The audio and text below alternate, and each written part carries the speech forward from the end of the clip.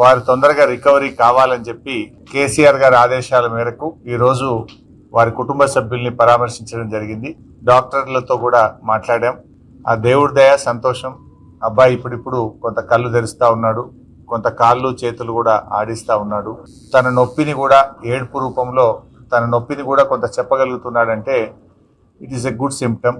Recovery అవుతున్నాడని అనిపిస్తూ ఉంది.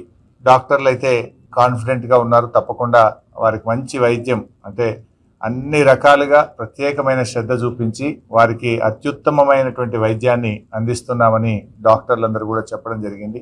మరి కిమ్స్ చైర్మన్ గారు భాస్కర్ రావు గారు కూడా ప్రత్యేకమైన దృష్టి పెట్టి ఆ అబ్బాయిని మళ్ళీ పూర్తి స్థాయిలో నయం చేసి బయటకు వచ్చే విధంగా ప్రత్యేకమైన శ్రద్ధ పెడుతున్నామని చెప్పి డాక్టర్ భాస్కర్ రావు గారు, అదేవిధంగా అబ్బాయికి వైద్యం అందిస్తున్నటువంటి నిపుణులైన డాక్టర్లందరూ కూడా చెప్పడం జరిగింది. మేము కూడా బీఆర్ఎస్ పార్టీ తరఫున